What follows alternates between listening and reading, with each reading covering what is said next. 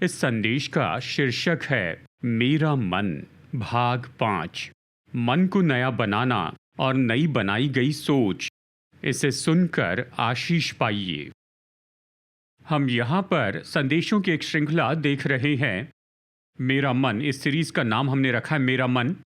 हम यहाँ पर चर्चा कर रहे हैं कि बाइबल हमारे मन के बारे में क्या कहती है, मन में जिन चुनौतियों का हम सामना करते हैं उनके बारे में, और कैसे हम उन चुनौतियों पर जयवंत हो जाएं। और आज इस सीरीज में 5वां संदेश है, 2 और संदेश बाकी हैं और ये इस महीने के अंत में ख़त्म होंगे। अगर आप इसके पहले के संदेश चूक गए हैं तो आप हमारी चर्च वेबसाइट पर जा सकते हैं apcwo.org/mymind। वहाँ आप संदेशों की पूरी श्रृंखला पाएंगे। आपका स्वागत है कि आप जाएं, या पहले के संदेशों का सारांश देखना चाहते हैं, सरमन नोट्स उपलब्ध हैं और ये सब एक किताब में रखे जाएंगे। आशा करता हूँ कि इस संदेश की सीरीज को ख़त्म करने के पहले और उसके 1 हफ्ते बाद तो निश्चय आप जाकर इसका फिर से अध्ययन कर सकते हैं। हम रविवार सुबह में जो कुछ कर सकते हैं इस किताब में, उससे बहुत बढ़कर है। हम कोशिश करते हैं कि संदेश 40 मिनट तक रखें, लेकिन इस किताब में बहुत ज़्यादा कुछ उपलब्ध होगा।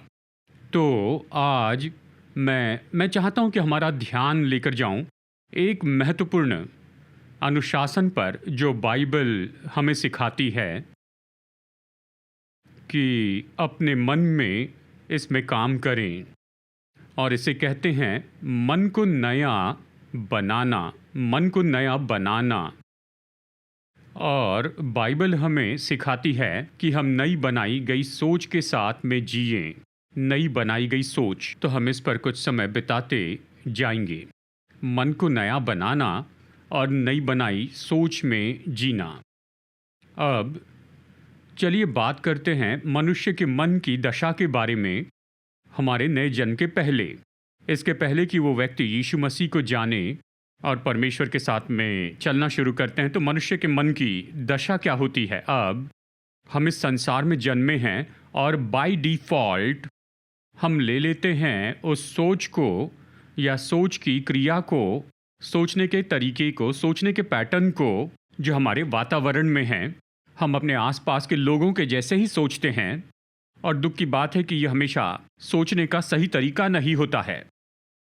कई बार ये बहुत ही स्वार्थी होता है और खुद पर गौर करता है और ये सब। और इसलिए बाइबल कई जगह पर हमें ये बताती है हमारे मन की क्या दशा थी हमारे नए जन्म के पहले। अब हम इसका विवरण से अध्ययन नहीं करेंगे, बस केवल कुछ ही शब्दों में इसका मैं सारांश बताता हूँ। वचनों के कुछ शब्द उदाहरण के लिए हमें बताते हैं कि मन अंधा किया गया है, या ये तो अशुद्ध है, या अपनी सोच में व्यर्थ है, या ये शारीरिक है, शरीर पर केंद्रित और शरीर की अभिलाषाओं को पूरी करना चाहता है, और ये परमेश्वर का बैरी है, परमेश्वर की बातों के विरुद्ध में है, ये भ्रष्ट है, ये पृथ्वी पर मन लगाता है, यहाँ की अभी की बातों पर गौर करता है, पृथ्वी की बातें, घमंडी, अशुद्ध है, और ऐसे बहुत से हैं। और हम तुरंत ही जान लेते हैं कि ये सब तो अच्छा नहीं है। मन की जो दशा है, हमारे उद्धार के पहले हमारा मन ऐसा ही था। अब हम सबको ये समझना होगा, जब हम नया जन्म पाते हैं, हम यीशु मसीह को अपने जीवन में स्वीकार करते हैं और हम अपनी आत्मा में नई सृष्टि बन जाते हैं, लेकिन मन तो पहले जैसे ही है। उदाहरण के लिए 15 साल का लड़का, 6 फीट, काले बाल, काली आँखें वो व्यक्ति यीशु को स्वीकार करता है और उसी पल वो नया जन्म पाता है, वो अपनी आत्मा में नई सृष्टि बन जाता है। बहुत ही अद्भुत है। पर वो अभी भी 15 साल का है, उसका मन अभी भी 15 साल के जैसे ही है। अचानक वो अपने मन में व्यस्त नहीं होता, नहीं। तो मन की दशा जैसे पहले थी वैसी ही है। जब वो व्यक्ति नया जन्म पाता है, वो यीशु को ग्रहण करता है, तो आपकी आत्मा में आप परमेश्वर के जीवन को पाते हैं, नए व्यक्ति बनते हैं, लेकिन मन की दशा तो पहले के जैसे ही है। और इसलिए मन को नया बनाना महत्वपूर्ण है।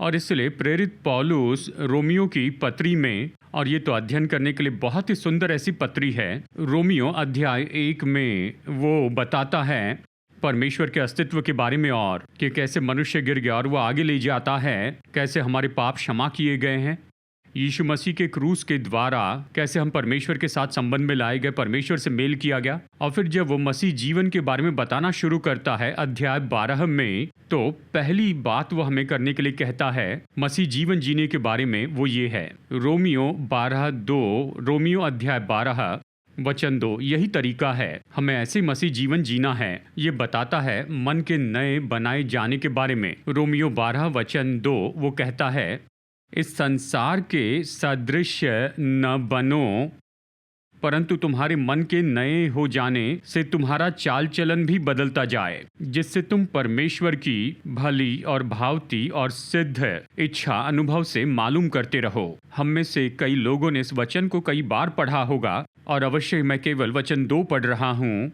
इसका संबंध तो वचन 1 से भी है, लेकिन देखिए क्या कहता है, तुम इस संसार के सदृश न बनो। तो हम जैसे इस संसार में बढ़ते हैं और ये सारी बातें हमारे आसपास हैं, लेकिन हमारे लिए बुलाहट है कि एक विश्वासी के नाते ये जीवन जिएं कि सदृश न बने, इसके अनुसार न बने, खुद को न बनाए इस संसार के अनुसार, यानी इस संसार के सदृश न बने, परंतु नए होते चले जाएं। कैसे? अपने मन के नए हो जाने से ही। तो बदलते चले जाए, ये शब्द बदलते चले जाएं, ये ग्रीक शब्द है मेटामॉर्फू, इंग्लिश में शब्द आया है मेटामॉर्फोसिस। वो कहता है कि इसके सदृश न बनो, पर मेटामॉर्फोसिस से होकर जाओ, यानी रूप में बदलाव लाओ। मेटामॉर्फोसिस का एक सबसे अच्छा उदाहरण एक इल्ली का है जो तितली में बदल जाती है। वो छोटी इल्ली जो रेंगती है बदसूरत दिखती है, और फिर वो मेटामॉर्फोसिस में होकर जाती है और सुंदर उड़ने वाली तितली बन जाती है। तो वो कहता है, पौलुस कहता है, इस संसार के सदृश न बनो, पर मेटामॉर्फोसिस से जाए और अपनी पूरी जीवन शैली को ही बदल दे। लेकिन ये बदलाव तो संभव है आपके नए बनाए गए मन के द्वारा। क्या आप समझ रहे हैं? तो हमारे मन को नया बनाया जाना चाहिए। नया बनाने का मतलब रिनोवेट करे, रीफॉर्म, रेफॉर्मेशन। तो ये रीफॉर्मेशन, रेनोवेशन यहाँ पर होना चाहिए हमारे मन में, हमारे सोचने के तरीके में, जिसका परिणाम होगा हमारे जीने के तरीके में बदलाव आएगा। तो मन का नया बनाए जाने का परिणाम होगा बदले हुए जीवन में। इस संसार के सदृश न बने, पर बदल जाएं। कैसे? अपने मन के नए बनाए जाने के द्वारा। तो मन का नया बनाया जाना महत्वपूर्ण है कि हम अनुभव करें ये मेटामॉर्फोसिस, ये बदलाव हमारे जीने में, हमारी जीवन शैली में। और फिर वो इसी वचन में आगे कहता है, वो कहता है अपने मन के नए बनाए जाने से तुम ये अनुभव से मालूम करो कि परमेश्वर की भली भांति और सिद्ध इच्छा क्या है। ये मालूम करो शब्द तो ग्रीक में अर्थ है मूल्यांकन करना, कारण बनाना, इसे परखना, इसे जांचना। अगर आप इसके बारे में सोचना चाहते हैं तो सोचिए, जैसे कि केमिस्ट्री लैब है, आप कुछ एक्सपेरिमेंट करते हैं और फिर जांच के देखते हैं कि ये केमिकल क्या है, और फिर कहते हैं कि हाँ ये तो ये है। आप मालूम करते हैं। तो यहाँ इस तरह की तस्वीर है। कहता है तुम साबित करो, मूल्यांकन करो, खुद जांच लो और तुम निष्कर्ष पर आओ कि परमेश्वर की इच्छा क्या है, परमेश्वर की भली भांति और सिद्ध इच्छा क्या है। तो नया बनाया गया मन हम सबके लिए महत्वपूर्ण है कि हम मूल्यांकन करके देखें कि परमेश्वर की इच्छा को मालूम करें। देखिए, कई बार हम कुछ लोग विश्वासी, हम सोचते हमारा मन बुरा है, मन का उपयोग न करे, विश्वास से चले। हम सोचते हैं विश्वास से चलना मतलब मन को दूर कर देना। नहीं, आपको विश्वास से जीने के लिए नया बनाया गया मन चाहिए, क्योंकि जिस परमेश्वर ने कहा विश्वास से चलो, उसने ये भी कहा है अपना मन नया बनाओ। तो नया बनाया गया मन हमें योग्य बनाता है कि विश्वास का जीवन जिए। और नया बनाया गया मन हमें क्या करने योग्य बनाता है कि सोचे, कि मूल्यांकन करें, कि परखें और मालूम करें कि परमेश्वर की इच्छा क्या है। तो प्रभु ने नहीं कहा कि मन का उपयोग न करें, उसने कहा इसे नया बनाएं फिर उपयोग करें। क्या आप समझ रहे हैं, हाँ या नहीं? तो इस वचन में नया बनाया गया मन दो उद्देश्य पूरे करता है। एक, यह हमारी मदद करता है कि हमारे जीवन में बदलाव का अनुभव करें। जैसे हम जिएंगे ये बदल जाएगा, ये मेटामॉर्फोसिस हो जाएगा हमारी जीवन शैली में। और नया बनाया गया मन हमारी मदद करेगा परमेश्वर की इच्छा को जाने, उसे मालूम करें, जाने कि परमेश्वर की भली भांति और सिद्ध इच्छा क्या है। दो कारण है कि हमें अपने मन को नया क्यों बनाना है। तो निश्चय सवाल आता है, ठीक है इसे कैसे करें और हम कैसे अपने मन को नया बनाएं, और अपने मन को नया बनाने का अर्थ क्या होता है। तो चलिए मैं आपको ये वाक्य पहले बता दूं और फिर इस वचन को हम देखेंगे। नया बनाया गया मन तो ऐसा मन है जो परमेश्वर के विचार और मार्गों के अनुसार सोचता है। परमेश्वर के विचार और परमेश्वर के मार्ग, तो ये नया बनाया गया मन है। इसे रिस्ट्रक्चर किया गया है, रीफॉर्म्ड किया गया, रिनोवेट किया गया कि सोचें परमेश्वर के विचार और परमेश्वर के मार्गों को। और जिस वचन भाग को हम देखने वाले हैं वो है यशायाह 55 वचन 7 से 11। ये कहता है, यशायाह अध्याय 55 वचन 7 से 11 में कहता है, दुष्ट अपनी चाल चलन और अनर्थकारी अपने सोच विचार छोड़कर यहोवा ही की ओर फिरे, वो उस पर दया करेगा। वो हमारे परमेश्वर की ओर फिरे और वो पूरी रीति से उसको क्षमा करेगा। क्योंकि यहोवा कहता है, मेरे विचार और तुम्हारे विचार एक समान नहीं है, न तुम्हारी गति और मेरी गति एक सी है। क्योंकि मेरी और तुम्हारी गति में और मेरे और तुम्हारे सोच विचारों में आकाश और पृथ्वी का अंतर है। जिस प्रकार से वर्षा और हिम आकाश से गिरते हैं और वहाँ यूं ही लौट नहीं जाते, वरन भूमि पर पड़कर उपज उग जाते हैं, जिससे बोने वाले को बीज और खाने वाले को रोटी मिलती है, उसी प्रकार से मेरा वचन भी होगा जो मेरे मुख से निकलता है। वो व्यर्थ ठहर कर मेरे पास न लौटेगा, परंतु जो मेरी इच्छा है उसे वो पूरा करेगा, और जिस काम के लिए मैंने उसको भेजा है उसे वो सफल करेगा। अब वचन 7 से 9 देखिए। परमेश्वर कहते हैं, दुष्ट व्यक्ति और जो अधर्मी व्यक्ति है वो अपने विचारों से और अपने मार्गों से पीछा छुड़ाए, मतलब हमारे विचार और मार्ग दुष्ट हैं, उसे दूर करें, उसे दूर रख दें। और फिर वो कहते हैं कि वो मेरे पास में लौट आए, तो हम अपने शारीरिक बुरे और दुष्ट विचारों को छोड़ दें, अपने मार्ग और विचारों को छोड़ दें, और हम परमेश्वर के पास आएं, उसकी ओर फिर कर आ जाएं। और फिर वो कहते हैं, मैं चाहता हूं तुम अपने मार्ग और विचारों को जाने दो, क्योंकि मेरे विचार और मेरे मार्ग, परमेश्वर के विचार और उसके मार्ग बहुत ऊंचे हैं। इन सब में उपयोगी बात तो ये है, तुम अपने विचारों और मार्गों को जाने दो और मेरे पास आओ और मेरे विचार और मेरे मार्गों को ले लो। यही इसका उपयोग है। तो नया बनाया गया मन क्या है? हमारा नया बनाया गया मन ऐसा मन है जो कहता है, मैं जाने दूंगा अपने ही मार्गों को, अपने विचारों को, और मैं ले लूँगा परमेश्वर के विचार और परमेश्वर के मार्गों को। क्या आप समझ गए हैं? तो ये नया बनाया गया मन है। हम जानबूझकर और हमारे जीवन की हर एक परिस्थिति में अपने ही मार्ग और विचारों के द्वारा करने के बजाय, जो हम कहते कि डिफ़ॉल्ट ही हम दुष्ट हैं, भ्रष्ट हैं, बुरे हैं, ये सब हम जानबूझकर चुनाव करते हैं। परमेश्वर, आपके विचार क्या हैं इस परिस्थिति में? आपके मार्ग क्या हैं इस परिस्थिति में? मैं जीऊँगा आपके विचारों के द्वारा, आपके मार्गों द्वारा। इस परिस्थिति में क्या हो रहा है? आपका मन नया बन रहा है, ये परमेश्वर के विचार और मार्गों को ले रहा है, और इसका परिणाम तो निरंतर आपके जीवन के अंदर बदलाव ही होगा। मेटामॉर्फोसिस यानी रूप में बदलाव, कि आप जीवन कैसे जीते हैं।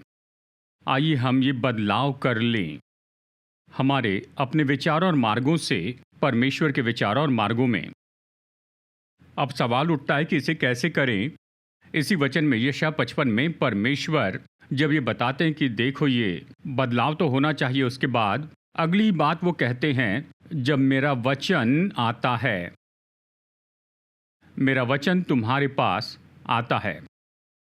तो यह हमें क्लू देता है कि हम परमेश्वर के विचार और उसके मार्गों को ले सकते हैं उसके वचन को ग्रहण करने से, क्योंकि परमेश्वर का वचन ही हम पर प्रकट करता है परमेश्वर के विचार और उसके मार्ग।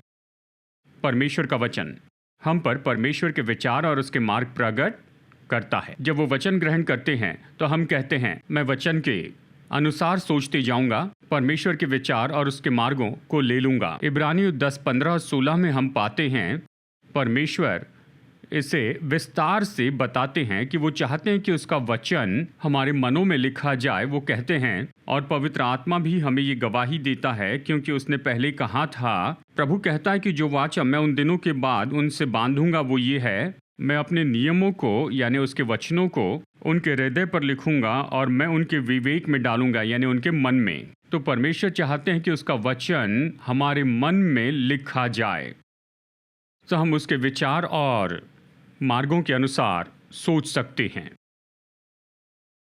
तो जब परमेश्वर का वचन हमारे हृदय और मन में लिखा जाता है, हम परमेश्वर के विचार और उसके मार्गों के अनुसार सोचने लगते हैं। और मन का नया बनाया जाना हर क्षेत्र में होना चाहिए। और मैं इसमें वापस आऊंगा कि कैसे हम परमेश्वर के वचन को ग्रहण करें और उसी के अनुसार हम सोचते जाएं। चलिए इसे मैं उदाहरण देकर समझाता हूं। कहिए एक विश्वासी अपने जीवन में असफलता का अनुभव करता है। जानते हैं, शायद आप किसी कॉलेज में हो या एग्ज़ाम में फेल हो गए या जीवन में किसी और बात में, जानते हैं, शायद इंटरव्यू अच्छा नहीं हुआ या शायद दफ्तर में आपको जो काम दिया गया था वो सही नहीं हुआ है। कहिए किसी तरह की असफलता आपने उसका अनुभव किया है और आपका मन परमेश्वर के वचन के अनुसार नया बनाया गया है। तो आप क्या सोचेंगे? विश्वासी ऐसे ही सोचेगा। उसका मन नया बनाया गया है परमेश्वर के वचन, उसके विचार और मार्गों के लिए। वो इस बात को जानता है, मानता है कि असफलता हो गई है, मैं फेल हो गया, कुछ तो भी हुआ, मैं अच्छे से नहीं कर पाया, मैं इसकी जिम्मेदारी लेता हूँ इस सब में, मेरे अपने काम के बारे में, और मैं इसका इनकार नहीं करता, उस असफलता की जिम्मेदारी लेता हूँ। लेकिन उस असफलता की परिस्थिति में वो इस तरह से सोचता है। वो ये सोचेगा, परमेश्वर ने कहा है मैं बहती नदियों के किनारे लगाए गए पेड़ के जैसे हूँ, मैं अपने ऋतु में फलवंत होऊंगा और मेरे पत्ते कभी मुरझाएंगे नहीं, और जो भी मैं करूँगा वो सफल होगा। वो सोचता है। यह है भजन संहिता 1 वचन 1 से 3। वो इस वचन के अनुसार सोचता है। या भजन 35-27 से कि यहोवा की बढ़ाई हो जो अपने दासों के कुशल से प्रसन्न होता है। तो वो सोचता है, परमेश्वर चाहते हैं कि मैं सफल हो जाऊं। उसने असफलता का अनुभव किया, लेकिन क्या सोच रहा है? परमेश्वर मेरे साथ हैं, वो मुझे सफल होते देखकर प्रसन्न होते हैं। यह आधारित है भजन 35 वचन 27 पर। या वो इस तरह से सोचेगा, मैं असफलता का अनुभव कर रहा हूं, लेकिन परमेश्वर ने वचन में कहा है अगर मैं उसके वचन पर मनन करूं, उसके अनुसार करूं, तो मैं अपने मार्ग सफल करूंगा और मैं बड़ी सफलता पाऊंगा। यह है यहोशू 1 और वचन 8। तो अनुभव तो ये कहता है कि देखो, इस असफलता के लिए मैं जिम्मेदारी लेता हूँ, पर मेरी सोच परमेश्वर ने जो कहा है उसके साथ अभी भी जुड़ी हुई है, और परमेश्वर ने कहा वो मेरे मार्गों को सफल करेंगे और मैं अच्छी सफलता पाऊंगा। वो इस तरह से क्यों सोच सकता है? क्योंकि उसका मन वचन के द्वारा नया बनाया गया है। क्या आप सुन रहे हैं? लेकिन विश्वासी का मन वचन से नया नहीं बनाया गया है। जिसका मन नया नहीं बनाया गया, विश्वासी पर मन नया नहीं हुआ, वो असफलता की उसी परिस्थिति में इस तरह सोचेगा, मैं सूखा हुआ पेड़ हूँ, मेरे सारे पत्ते सूख गए, मैं जो भी करूँगा उसमें कभी सफल नहीं होऊंगा, शायद मेरे लिए ये प्रभु की इच्छा है। वो परमेश्वर के वचन के विरुद्ध में सोचता है, भजन 1 से 3 के विरुद्ध में। या वो इस तरह से सोचेगा, शायद परमेश्वर नहीं चाहते कि मैं सफल हूँ, शायद वो मुझे स्वर्ग के लिए तैयार कर रहे हैं इस असफलता के जीवन के द्वारा। वो भजन 35-27 के बिल्कुल विरुद्ध में बोल रहा है। शायद परमेश्वर मुझसे यही चाहते हैं कि मैं बस बाइबल पढ़ते रहूं और जीवन भर असफलता में रहूं, क्योंकि प्रभु ने मुझसे सफलता की प्रतिज्ञा नहीं की। वो यहोशू 1:8 के विरुद्ध में सोचता है। क्या आप सुन रहे हैं? आप सहमत नहीं दिखते हैं।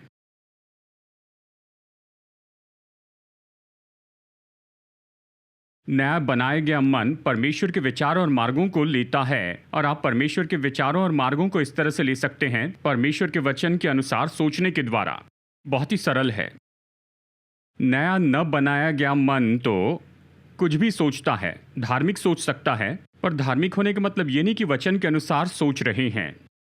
धार्मिक होने से आप खुद को धर्मी महसूस करते हैं, पर परमेश्वर उसमें दिलचस्पी नहीं लेते। वो दिलचस्पी लेते हैं क्या तुम मेरे वचन के अनुसार सोच रहे हो, मेरे विचारों और मार्गों के अनुसार। चलिए एक और सिनेरियो लेते हैं। उदाहरण के लिए, आपको बुरी खबर मिलती है, कुछ तो भी गलत हो गया है, बुरी खबर, कुछ तो भी हो गया। और हाँ, हम सबकी भावनाएं और महसूसीकरण काम करती हैं। हम दुखी या परेशान महसूस करते हैं। आप बुरी खबर सुनते हैं तो आप चिंतित होते हैं, डर जाते हैं। ये सब कुछ सामान्य है, आप उस पर प्रोसेस करते हैं। लेकिन ऐसी बुरी खबर के पल में विश्वासी कैसे सोचता है? नया मन बनाए विश्वासी कैसे सोचता है? वो सोचता है भजन 112 वचन 7, मेरा हृदय यहोवा पर भरोसा रखने से स्थिर रहता है, मैं बुरे समाचार से नहीं डरता। मैं आधुनिक हिंदी में कह रहा हूँ, किंग जेम्स कहता है बुरे संबंध इस तरह से मेरा हृदय परमेश्वर पर भरोसा करने में स्थिर है। या नीति वचन 3:26 और 27, मैं बुरी खबर से नहीं डरता क्योंकि परमेश्वर मेरा भरोसा है, और परमेश्वर के भय पर मुझे बड़ा भरोसा है। खबर जो है उस पर आधारित होकर वो क्या कर रहा है, उसका मन वचन पर जा रहा है, इसके बजाय कि वो खबर उसकी सोच पर अधिकार करे, वो वचन को अपनी सोच पर अधिकार करने दे रहा है। ये नया बनाए गए मन है। आप ले रहे हैं परमेश्वर के विचार और मार्गों को अपने असली जीवन की परिस्थिति में। तो आप क्या कर रहे हैं? इसके बजाय कि संसार के मार्गों के बारे में सोचे, आप परमेश्वर के विचार और मार्गों से सोचते हैं। मेरे कदम परमेश्वर के द्वारा निश्चित है, चाहे मैं गिर भी जाऊं तो भी मुझे छोड़ा नहीं जाएगा, क्योंकि परमेश्वर मुझे थाम लेते हैं, चाहे वो परिस्थिति जो भी हो। आप परमेश्वर के विचार और मार्गों के अनुसार सोचते हैं। परमेश्वर का वचन ये नई बनाई गई सोच है कि जानबूझकर इसे ले लें। हर एक परिस्थिति में हम बहुत से सिनेरियो पर बात कर सकते हैं। किताब में बहुत कुछ बताया है, उसमें असली सिनेरियो के बहुत से उदाहरण हैं, परंतु बात तो ये है कि जीवन की हर एक परिस्थिति में हमें जानबूझकर निर्णय लेना है कि कह मैं अपने विचारों और मार्गों को छोड़ देता हूं और मैं परमेश्वर के विचार और मार्गों को लेता हूं। परमेश्वर का वचन क्या कहता है, इस परिस्थिति में मैं परमेश्वर के वचन के अनुसार सोचूंगा, परमेश्वर के विचार और मार्ग लूंगा। जब आर्थिक ज़रूरत होती है तो ये कहने के बजाय परमेश्वर चाहते हैं कि मैं इसे में रहूं, आप कह सकते हैं परमेश्वर मेरा चरवाहा है, मुझे कोई घटी नहीं होगी। मेरा परमेश्वर मेरी हर ज़रूरत पूरी करते जाएंगे। आप क्या कर रहे हैं? वचन के अनुसार सोच रहे हैं। आप उस परिस्थिति में परमेश्वर के विचार और मार्गों को ले रहे हैं, और ये नई बनाई गई सोच है। आप परिस्थिति का इनकार नहीं कर रहे हैं, आप कह रहे हैं मैं इसे जानता हूं, और मैं ये भी जानता हूं कि परमेश्वर ने अपने वचन में क्या कहा है, तो मैं वचन के अनुसार सोचते जाऊंगा उस परिस्थिति में। तो हमारी सोच को नया बनाने के लिए हम मन को नया बनाते हैं परमेश्वर के वचन से और पवित्र आत्मा से प्रकाशन के द्वारा। हम अपने मन को नया बनाते हैं परमेश्वर के वचन से और पवित्र आत्मा से प्रकाशन पाने के द्वारा। तो हर परिस्थिति में पवित्र आत्मा, आप मुझसे क्या कह रहे हैं? कई बार पवित्र आत्मा आपको परमेश्वर का वचन याद दिलाता है। बाइबल यही तो कहती है, यीशु ने कहा जब पवित्र आत्मा आएगा तो वो तुम्हें सब बातें स्मरण दिलाएगा। कई बार आपने बहुत समय पहले वचन में जो कुछ भी पढ़ा होगा और आप ऐसी परिस्थिति में हैं, प्रार्थना करते हैं पवित्र आत्मा परमेश्वर के मन में क्या है, और पवित्र आत्मा आपको वो वचन याद दिलाता है, वो आपको स्मरण दिलाता है। तो हम मन नया बनाते हैं। हमें सोचना है परमेश्वर के वचन के अनुसार और पवित्र आत्मा के प्रकाशन के द्वारा। पवित्र आत्मा से पूछिए, परमेश्वर आप क्या कहते हैं, पवित्र आत्मा क्या कहते हैं इस परिस्थिति में, मुझे कैसे सोचना है, मैं कैसे प्रतिक्रिया करूं, मैं कैसे उत्तर दूं, मुझे क्या करना चाहिए। इस तरह आप परमेश्वर के विचार और मार्गों को जानते हैं उस परिस्थिति में। आप जीवन की बहुत परिस्थिति सोच सकते हैं। उदाहरण के लिए मैं सोचता हूँ, इसके पहले संदेश में हमने इसके बारे में चर्चा की।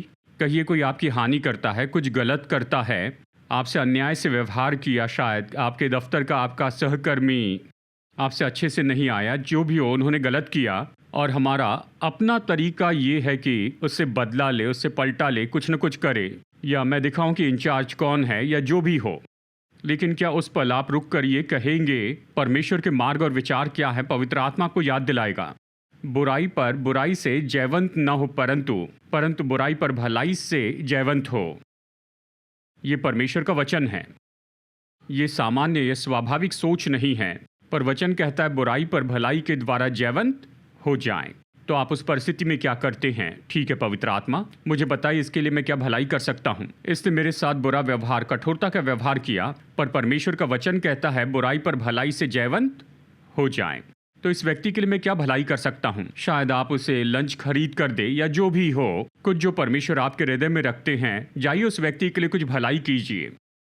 तो आप क्या कर रहे हैं? आप सोच रहे हैं और काम कर रहे हैं परमेश्वर के विचार और परमेश्वर के मार्गों के अनुसार। ये हमारे जीने के तरीके को पूरी तरह बदल देगा। हम अपनी जीवन शैली में एक अलौकिक बदलाव का अनुभव करेंगे नई बनाई सोच से। इब्रानियों 4:12 में हमें ये समझना होगा कि परमेश्वर का वचन हम में बोया जाना चाहिए और ये हमारी प्राण की रक्षा करता है। इब्रानियों 4:12 ये कहता है, ये तो परिचित वचन है, ये कहता है क्योंकि परमेश्वर का वचन जीवित और प्रबल और हर एक दोधारी तलवार से भी बहुत चोखा है और प्राण और आत्मा को और गांठ गांठ और गुदे गुदे को अलग करके आर पार छेदता है और मन की भावनाओं और विचारों को जांचता है। तो परमेश्वर के वचन के कामों को देखिए। इस वचन में 2 बातें बताऊंगा। वचन का दूसरा भाग कहता है परमेश्वर का वचन मन की भावनाओं और विचारों को जांचता है, कहता है।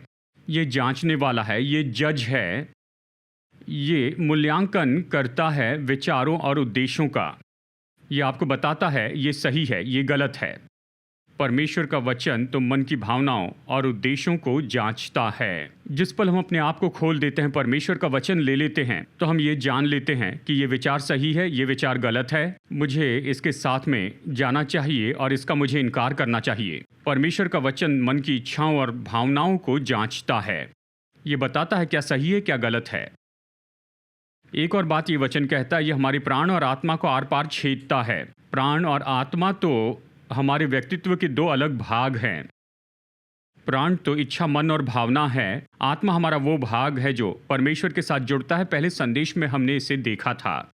तो परमेश्वर का वचन ये अलग करके आपको बताता है कि ये तो आपके प्राण से है और ये आपकी आत्मा से है। और इसलिए परमेश्वर का वचन हमारे अंदर जड़ पकड़ते जाना चाहिए। याकूब अध्याय 1 वचन 21 में, याकूब 1:21 में याकूब बताता है, इसलिए सारी मलिनता और बैरभाव की बढ़ती को दूर करके उस वचन को नम्रता से ग्रहण कर लो जो हृदय में बोया गया और जो तुम्हारे प्राणों का उद्धार कर सकता है। तो कहता सारे पाप से पीछा छुड़ाओ, परमेश्वर के पास नम्रता से आओ और वचन ग्रहण करो, ये तुम्हारे प्राण का उद्धार कर सकता है। परमेश्वर का वचन हमारे प्राण का उद्धार कर सकता है। जैसे हमने कहा, प्राण मतलब मन, इच्छा और भावना, बुद्धिमत्ता, साइकोलॉजिकल या हमारा मानसिक भाग है। ये उद्धार यानी ग्रीक शब्द है सोजो। इसका मतलब है चंगाई दे, छुटकारा दे, परिपूर्ण करे। जैसे आप ये बोया गया वचन ले लेते हैं तो ज़रूरी है कि ये वचन आपका भाग हो जाए। और जब परमेश्वर का वचन आपका भाग हो जाता है तो ये चंगाई देगा, ये छुटकारा देगा, ये प्राण को परिपूर्ण बनाएगा। क्या आप समझ रहे हैं? हाँ या नहीं? इसलिए वचन इतना महत्वपूर्ण है। इस वचन को ले ले, ये आपके अंदर जड़ पकड़े, ये आपका भाग हो जाए। ये आपका ऐसे भाग हो जैसा आपका कोई स्वाभाविक अंग है और ये वचन आपके प्राण का उद्धार करेगा, ये छुटकारा देगा, पूरी चंगाई देगा और हमें छुड़ाएगा हमारे मन, इच्छा और हमारी भावनाओं में। परमेश्वर का वचन। तो आज हम बात कर रहे हैं नई बनाई सोच पर, परमेश्वर के वचन के अनुसार सोचना। नया बनाया गया मन तो शुद्ध मन है। देखिए, ये तो एक क्रिया है, ये तो रातों रात नहीं होगा, लेकिन समय के साथ आखिरकार जानबूझकर रिप्रोग्राम करते हैं हमारी सोच का। हम हमारी सोच, हमारी मार्गों से परमेश्वर के विचार और मार्गों में जाते हैं उसके वचन को लेने के द्वारा, और जो पवित्र आत्मा हमें देता है। और जैसे कुछ समय तक हम इसे करते हैं तो क्या होता है, आपका मन नया बनाया जाता है, और नया बनाया गया मन शुद्ध मन है।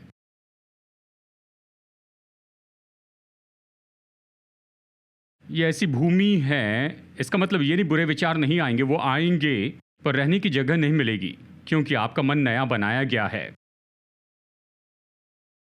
अब ये ऐसे बन गया है कि सोचे परमेश्वर के विचार और उसके मार्गों को। क्या आप सुन रहे हैं? तो पवित्र आत्मा आसानी से आपके द्वारा बात कर सकता है और आपका मन पवित्र आत्मा की आवाज़ के साथ में जुड़ा होता है। तो परमेश्वर आपके द्वारा जो करना चाहते हैं उसके लिए कोई रुकावट का पत्थर नहीं रहा। अब उदाहरण के लिए, जब उदारता की बात आती है, चलिए उदाहरण के लिए इसे देखते हैं। अगर हमारा मन नया नहीं बनाया गया है वचन के द्वारा उदारता के लिए, मतलब ऐसे वचन जैसे परमेश्वर हर्ष से देने वाले से प्रेम रखते हैं, और अगर आप देंगे कि परमेश्वर आप पर सारा अनुग्रह उंडेलेंगे, कि सारी बातों में आपके पास भरपूरी हो, कि आप हर भले काम कर सके, आपका मन उसके लिए नया बना गया, तो पवित्र आत्मा आपको प्रेरित करेगा और कहेगा उस व्यक्ति को तुम ये दे दो। और आपका मन नया बनाया गया है कि उससे सहमत होगा, और आप बस ऐसे देने पाएंगे क्योंकि मन नया बनाया गया है वचन के द्वारा। उदारता के बारे में आपका मन इस क्षेत्र में आपसे लड़ते नहीं रहेगा। क्या आप सुन रहे हैं? ये उलझन नहीं होगी, आप बस देंगे क्योंकि आपके मन ने परमेश्वर के विचार और मार्ग को ले लिया है उदारता के इस क्षेत्र में, और ये आसान होगा। पवित्र आत्मा आपको प्रोत्साहित करेगा और आप देंगे, लोगों को आशीष देंगे। आप ऐसा नहीं सोचेंगे ओ मेरा कुछ पैसा चला गया है, नहीं। आप देखेंगे कि मैंने दिया है, मेरे परमेश्वर मेरे जीवन में से वापस उंडेलेंगे। किसी को आशीष देने के लिए मेरा उपयोग किया, और ये मेरे लिए बड़े आनंद की बात है, क्योंकि आपका मन नया बनाया गया है परमेश्वर के विचार और मार्गों के लिए। उदारता के बारे में, क्षमा करने के बारे में, जैसे पहले कहा, किसी ने आपको चोट पहुंचाई पर आपका मन तो नया गया है कि क्षमा करते चले जाएं। जैसे मसीह ने तुम्हें क्षमा किया है, तुम भी क्षमा करो। यह आपके हृदय और मन में स्थिर हो जाता है। अगली बार जो भी आपको चोट पहुंचाए तो बस कहते हैं क्षमा करता हूं। ये सामान्य प्रत्युत्तर है। क्षमाहीनता आपके अंदर जड़ नहीं पकड़ सकती है, क्योंकि आपका मन नया बन गया वचन के द्वारा कि परमेश्वर के मार्ग और विचार को आपने अपनाया क्षमा के लिए। तो नया बनाया गया मन तो शुद्ध मन है। ये ऐसे स्तर पर पहुंच गया है जहां ये सामान्य बात है कि परमेश्वर की सोच और उसके मार्गों के अनुसार सोचे। ये सामान्य बात है, पर हम सब वहाँ शुरू करते हैं जहाँ हमारा मन भ्रष्ट है और ये सब है। लेकिन वचन के निरंतर ट्रेनिंग के द्वारा हमारा मन अब नया बन गया है। ये सामान्य बात है कि प्रभु की सोच और मार्गों के अनुसार सोचें। तो चलिए मैं आपको एक सारांश बता दूं। किताब में अध्याय और वचन देकर ये सब आपको समझाऊंगा, लेकिन संदेश में हमारे पास इसके लिए समय नहीं है। मैंने ये सूची दी है ऐसे कुछ कारण कि क्यों हमारे मन को नया बनाना चाहिए। इसके बारे में कुछ बस इसके बारे में कहूँगा, 1 और 2 वाक्य बताऊँगा। समय नहीं कि पूरा विवरण देखें। हमें नया मन चाहिए कि परमेश्वर से प्रेम रखें और उसकी आराधना करें। यीशु ने कहा अपने प्रभु परमेश्वर से प्रेम करें अपने पूरे मन से और अपने पूरे प्राण से। शारीरिक मन परमेश्वर की आराधना करने के लिए उत्सुक नहीं है। वो शिकायत करता है इन्होंने 7 गाने क्यों गाए? आमतौर पर 5 गाने ही गाते हैं। नया बनाया गया मन खुश होता है। वाह, प्रभु की आराधना के लिए इन्होंने और ज़्यादा समय दिया है। अपने प्रभु परमेश्वर से अपने पूरे मन से, अपने पूरे प्राण से प्रेम रखना। नंबर 2 कि परमेश्वर के वचन को समझ पाए। हमें नया बनाया गया मन चाहिए। शारीरिक मन हिब्रू और ग्रीक का मूल्यांकन कर सकता है, लेकिन उससे परे नहीं जा सकता है। नया बनाया गया मन परमेश्वर के मार्गों को जानता है, क्योंकि वो अलग तरह से सोचता है। ये परमेश्वर के क्षेत्र में सोचता है। प्रभु के विचार और मार्गों में तो आप समझने लगते हैं कि ये परमेश्वर के तरीके हैं। बाइबल कहती स्वाभाविक मनुष्य आत्मा की बातों को नहीं समझता, क्योंकि उन्हें आत्मिक रीति से समझा जाता है। नए बनाए गए मन से समझ सकते हैं। नंबर 3 कि बदला हुआ जीवन जिए। जो हमने पहले ही बताया है, नया बनाया हुआ मन बदला हुआ जीवन लाता है। नंबर 4 मसीह में हमारी पहचान के अनुसार जिए। वचन में हम इसका अच्छा अध्ययन कर सकते हैं। पौलुस इफिसियों 4:23 में लिखता है, वचन 22, 23 और 24 में कहता है, पुराने मनुष्यत्व को उतार डालो। वचन 24 नए मनुष्यत्व को पहनो। संबंध क्या है? वचन 23 कहता है, अपने मन के आत्मिक स्वभाव में नए बनते जाओ। तो मन के आत्मिक स्वभाव में नए बनने से हम योग्य बनते हैं कि इस नए व्यक्तित्व के अनुसार जिए जो हम मसीह में हैं। नया बनाया गया मन महत्वपूर्ण है, यहाँ तक कि उस संबंध में। नंबर 5 कि आत्मा की अगुवाई, गवाही और आवाज़ को पहचाने। जब मन नया बनाया जाता है तो आप जान पाते हैं कि पवित्र आत्मा से क्या है और हमारे प्राण से क्या है। आप आत्मा की अगुवाई में चल सकते हैं। नंबर 6 हमारी मदद करता है कि परमेश्वर की इच्छा को समझे और साबित करें, जो हमने देखा। नंबर 7 कि हम जान पाएंगे सही और गलत को। हम बता पाएंगे कि क्या सही है, क्या गलत है। और नंबर 8 ये हमारे मन को भ्रष्ट होने से बचाता है, क्योंकि हम में शुद्ध मन है, हमने इसे नया बनाया। तो गलत बातें हमारे मन में आने की कोशिश करेंगे, क्योंकि हम संसार में हैं। परंतु आपका मन नया बनाया गया है, इस कारण आप उस भ्रष्टता से दूर रहेंगे जो आपके मन पर हमला करते हैं। तो सारांश तो बस यही है, नया बनाया गया मन। नंबर 1 नया बनाया गया मन परमेश्वर के विचार और मार्गों के अनुसार सोचता है। हम सबके लिए बुलाहट है कि अपना मन नया बनाएं, अपनी सोच बदल दें। परमेश्वर के विचार और उसके मार्गों के अनुसार सोचिए। ये हर विश्वासी के लिए कोई पर्याय नहीं। मतलब ये कि क्या आप इसे करना चाहते हैं? नहीं, ये सभी विश्वासियों के लिए बुलाहट है। नया बनाया गया मन परमेश्वर के विचार और उसके मार्गों के अनुसार सोचता है। नया बनाया गया मन, हम अपने मन को नया बनाते हैं परमेश्वर के वचन और पवित्र आत्मा के प्रकाशन के द्वारा। मैं प्रोत्साहित करता हूं कि हर एक परिस्थिति में रुककर सोचिए, वचन क्या कहता है, इस परिस्थिति में मुझे कैसे सोचना चाहिए। बाइबल क्या कहती है? बाइबल क्या कहती है? पवित्र आत्मा, आप मुझे क्या बता रहे हैं? 2 सरल सवाल। बाइबल क्या कहती है? पवित्र आत्मा, आप मुझे क्या बताते हैं? तब आप परमेश्वर के विचार और मार्गों को जान पाएंगे और उसे चुने और उसके अनुसार सोचने को चुन ले। हर एक परिस्थिति में नए बनाए गए मन का परिणाम होता है कि हम अपनी जीवन शैली को परमेश्वर की सिद्ध इच्छा के साथ जोड़ते हैं। तो हम जी सकते हैं परमेश्वर की इच्छा में और उसकी इच्छा के मध्य में, यदि हम नए बनाए गए मन के अनुसार निरंतर सोचते जाए तो। हम प्रार्थना करते, प्रभु मैं आपकी इच्छा में रहना चाहता हूँ। अद्भुत प्रार्थना है, लेकिन प्रत्युत्तर आप में और मुझ में है। वो कहते अपने मन को नया बनाओ ताकि साबित कर सको कि परमेश्वर की भली, भावती और सिद्ध इच्छा क्या है। जब नए बनाए गए मन के अनुसार सोचते हैं, हम अपने आप उस जगह होते हैं जो भली, भावती और परमेश्वर की सिद्ध इच्छा के अनुसार है। हम उस जगह होंगे। क्या आप सुन रहे हैं? तो कृपया हम खड़े हो जाएं। तो इस चुनौती को लीजिए कि परमेश्वर के विचार और मार्गों को सोचते जाएं। परमेश्वर इस परिस्थिति में क्या सोचेंगे और इस परिस्थिति में क्या करेंगे। परमेश्वर के विचार और मार्गों के अनुसार सोचें। हम इसे कर सकते हैं उसके वचन और उसकी आत्मा के द्वारा। यह अपने आप ही नहीं होने वाला है, हम समय में खुद को ट्रेन करते हैं, लेकिन आप और मैं उस जगह पर आ सकते हैं जहां ये सामान्य होता है, स्वाभाविक है कि नए बनाए गए मन से सोचें, कि प्रभु के मार्ग और विचारों से सोचें। प्रभु ने यही कहा है।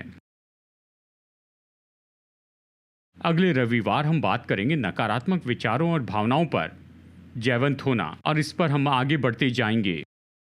और इस सीरीज के आखिरी संदेश में हम सकारात्मक मनोदशा बनाने के बारे में कहेंगे। ये महत्वपूर्ण संदेश हैं और ये सब उसी के लिए आगे बढ़ते जा रहा है। मैं चाहता हूं कि आप बने रहें इस पूरी सीरीज में और देखते रहें, क्योंकि ये ऐसी सीरीज नहीं कि जिसे हम सुने पर इसके अनुसार जीना चाहते हैं, इसमें काम करें। हम ऐसे जीते हैं नए बनाए गए मन के द्वारा। पिता, हम प्रार्थना करके मांगते हैं पवित्र आत्मा की सलाह को मांगते, यानी पवित्र आत्मा का बल और मार्गदर्शन, कि हम में से हर एक को सिखाएं कि कैसे ये बदलाव लेकर आएं, कि कैसे परमेश्वर के विचारों और मार्गों को ले लें। हर एक परिस्थिति में पवित्र आत्मा हमारे शिक्षक हो जाइए। हमें सिखाइए कि इसे कैसे करें, इसे कैसे करें, इसके लिए ट्रेन करें। और हम में से हर एक व्यक्ति प्रभु अपने मन को नया बनाने पाए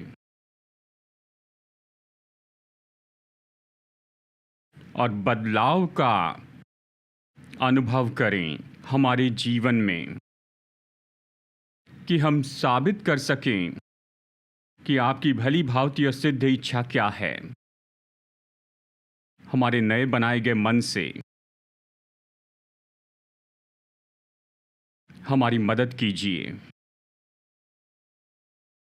कि हर एक परिस्थिति में हम परमेश्वर के मार्ग और विचारों को लेना सीखते जाएं और जानबूझकर इसे करें।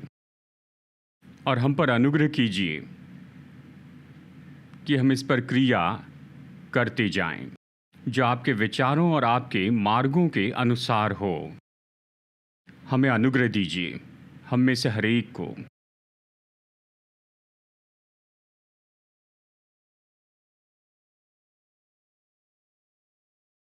धन्यवाद प्रभु।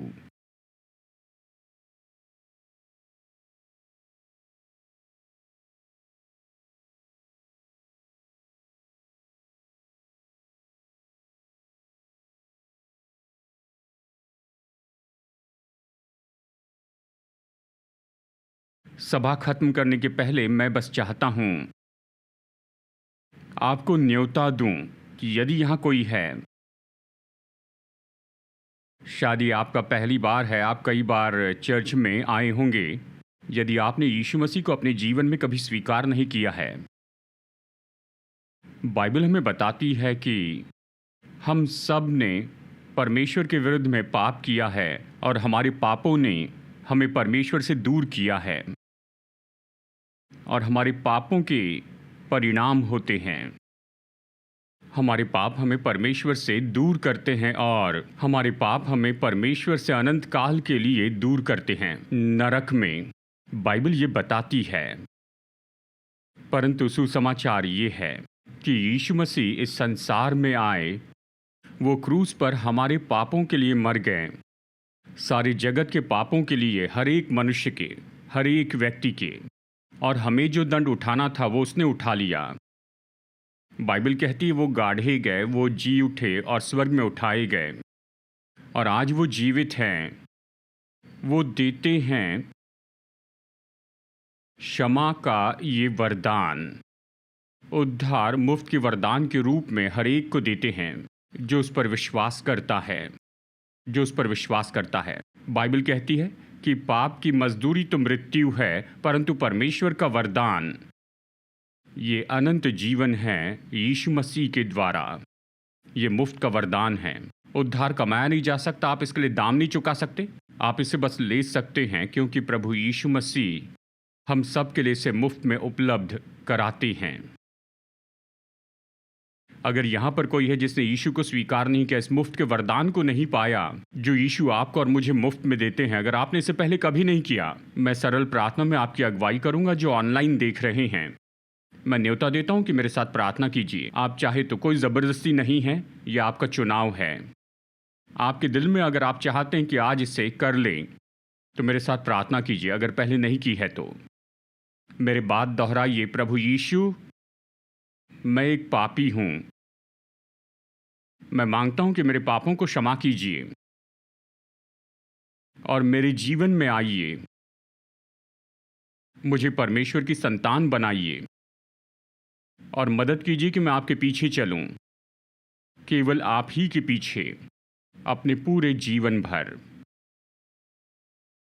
धन्यवाद प्रभु यीशु, यीशु के नाम में,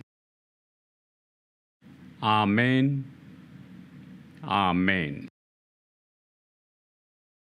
अगर आपने ये प्रार्थना की है पहली बार, अपने जीवन में पहली बार, तो मैं देखना चाहता हूँ, अपने हाथ उठाइए। किसी ने ये प्रार्थना की है पहली बार? हाँ, मैं यहाँ पर एक व्यक्ति देखता हूँ। धन्यवाद। कोई और है यहाँ पर जिसने पहली बार ये प्रार्थना की है?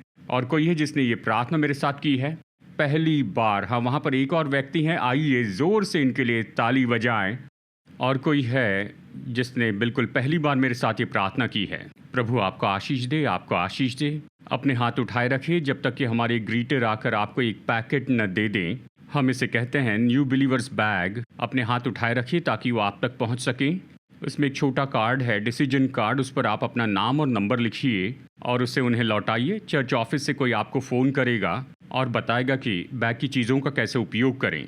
अगर आपने अपना हाथ नहीं उठाया तो बाहर निकलते समय हमारे ग्रीटर्स वहाँ पर होंगे, उनके पास बैग होगी, आप उनसे मांगिए और वो आपको ये दे देंगे। आपका नाम और नंबर लिखेंगे और हम खुशी से आपको फ़ोन करेंगे और आपसे बात करेंगे। तो अभी सभा ख़त्म करेंगे और मैं चाहता हूँ कि हमारे पास्टर यहाँ पर आएँ, पास्टर जीन, और कोई हैं हमारे लाइफ ग्रुप लीडर्स। अगर आप यहाँ पर हैं तो कृपया आइए, यहाँ पर सामने उपलब्ध रहिए कि हम लोगों के लिए प्रार्थना कर सकें।